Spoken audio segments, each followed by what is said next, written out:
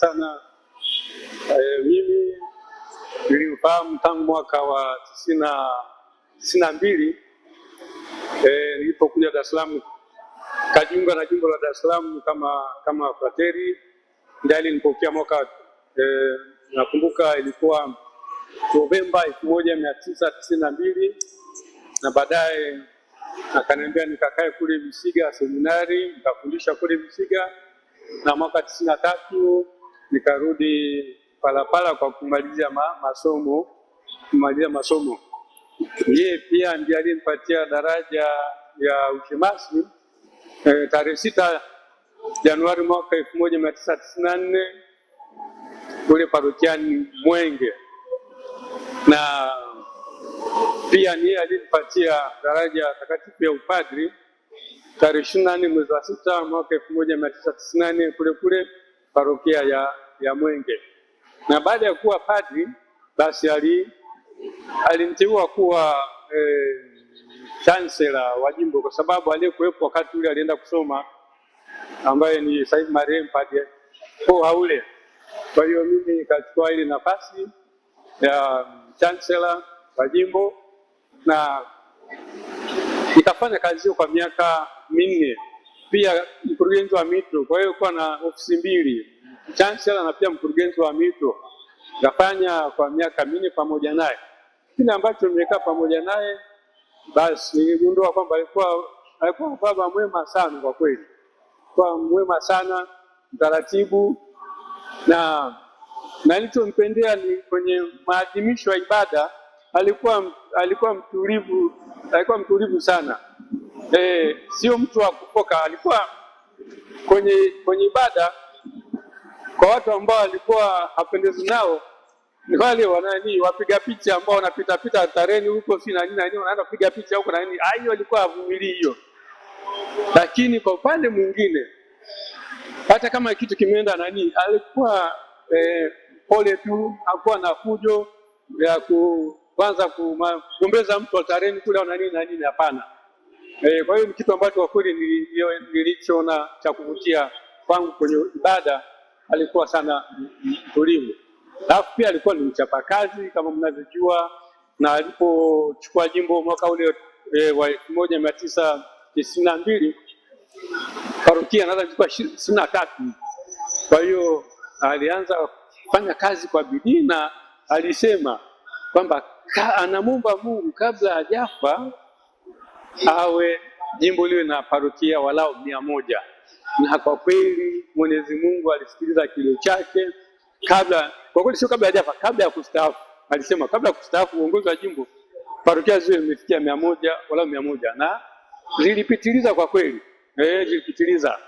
Alafu kitu kingine ambacho tutamkumbuka huyu mwadhama ni kwamba alipochukua uongozi wa jimbo alijua kwamba kanisa mwalia lazima lijitegemee. Kwa hiyo akaanzisha ile tunasema tegemeza jimbo. Aliona mambo ya kutegemea msaada kutoka nje, hiyo haitufikishi popote pale, kwanza na msaada inaendelea kupungua. Kwa hiyo alichosema ni waamini wategemeze jimbo lake, ndio ikaanza ile kitu tunaita mavuno ya jimbo au tunasema tegemeza jimbo. Kwa hiyo parokia zikawa zinachangia kulitegemeza jimbo.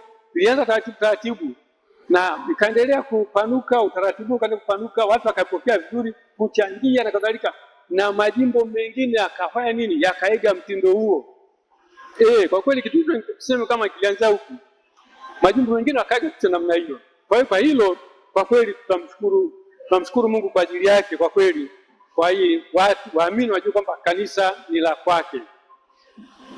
Na kitu kingine pia alichofanya ambacho ni cha kumshukuru Mungu kwa ajili yake ni kufanya vyama vya kitume vitegemeze taasisi za jimbo. Na hii ilikuwa WAWATA walipewa jukumu la kutegemeza seminari ya Mtakatifu Maria kule Visiga, ile seminari yetu ndogo kule. Kwa hiyo alipowapa jukumu hilo, na WAWATA wakachangamka na nini, wakajitahidi. Kwa hiyo WAWATA na wakafanya kazi kubwa sana. Ukiangalia pale seminari ya Visiga, baadhi ya majengo ambayo yako pale Ni kwa sababu ya nini? Kwa sababu ya majitoleo ya kina mama ya WAWATA waliofanya pale. Kwa hiyo wame nani kabisa pale, WAWATA wamesaidia sana na wanaendelea kusaidia mpaka leo. Kwa hiyo ni kupitia hayo maono yake kwamba Visiga ikawa kwamba WAWATA wasaidie Visiga, na kwa kweli mpaka sasa wanaendelea kusaidia na Visiga imeendelea kukua. Ya pili, chama kingine cha kitume ni UWAKA. UWAKA aliwaomba wategemeze dada wadogo.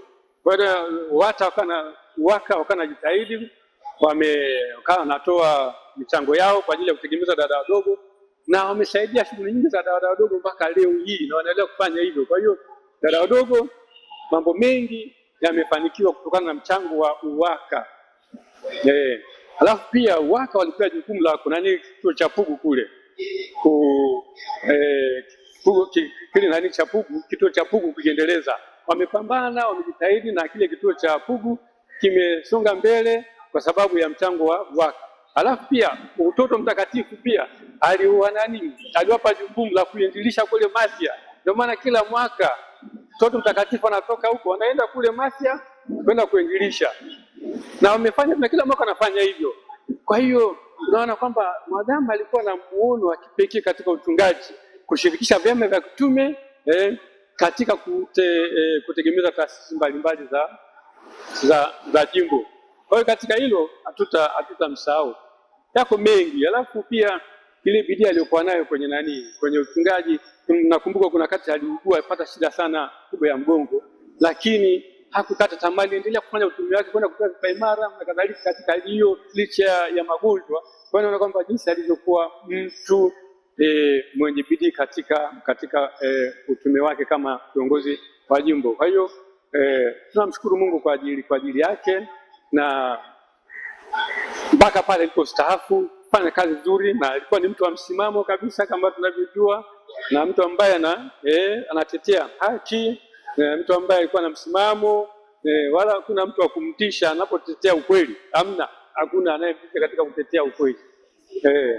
Na yeye alikuwa mzee wa maadili, alisoma mambo ya maadili. Kwa hiyo kama ni kutetea maadili, aliyatetea bila woga wote.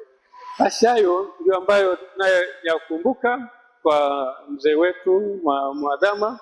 Tuendelee kumwombea, na tunaomba watu waje kumwaga hiyo tarehe hiyo Ijumaa hapa, alafu Jumamosi kule Pugu kwa ajili ya mazishi, na tuendelee kumwombea ili apumzike kwa amani. Raha milele umpe Bwana, mwanga milele mwangaze, apumzike kwa amani. Asanteni. This is Mbogi TV. Habari, kazi na sala.